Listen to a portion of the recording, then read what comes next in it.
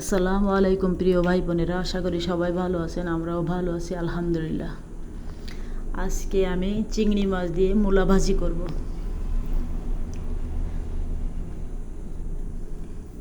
তা আসুন শুরু করা যাক। আমি প্রথমে মূলাগুলোকে একটু আঁচড়িয়ে নিব। আঁচড়িয়ে এটা কুচি কুচি করে কেটে নিব।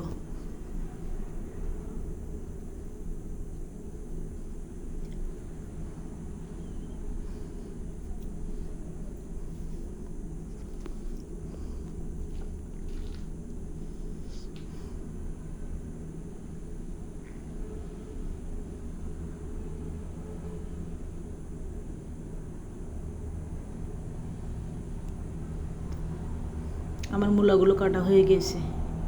এখন আমি রান্নার জন্য চুলা জ্বালিয়ে একটা কড়াই বসিয়ে দিচ্ছি। এখন দিয়ে দিচ্ছি পরিমাণ মতো তেল।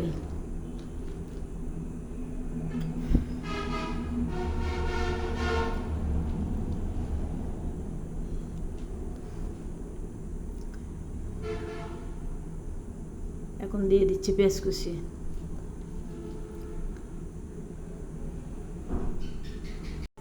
এখন দিয়ে দিচ্ছি ছেঁচে রাখা কাঁচামরিচ,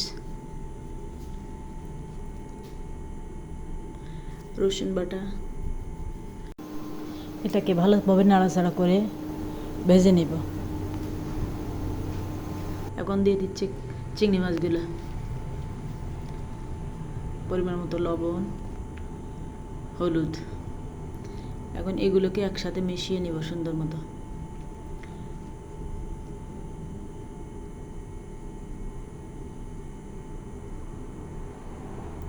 চিংড়ি মাছগুলো সুন্দর মতো রান্না হয়ে গেলে তারপরে আমি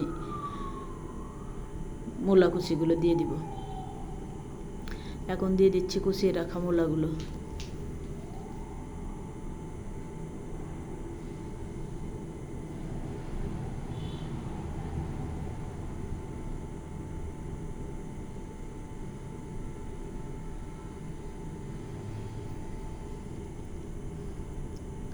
মূলার ভাব উঠে গিয়েছে।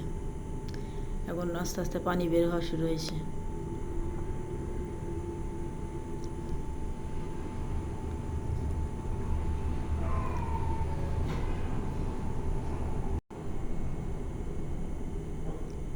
এগুলো উল্টে পাল্টে দিব।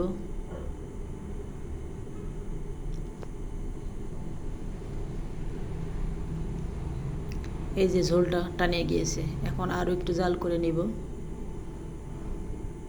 সুন্দর মতো জাল করে মূলাটা ভালোভাবে ভেজে নিব। মূলার রসটা টেনে গেলে মূলাটা খেতে আরও বেশি সুস্বাদু হয়।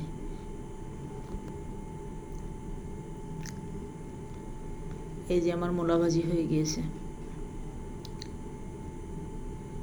এখন খেয়ে দেখি।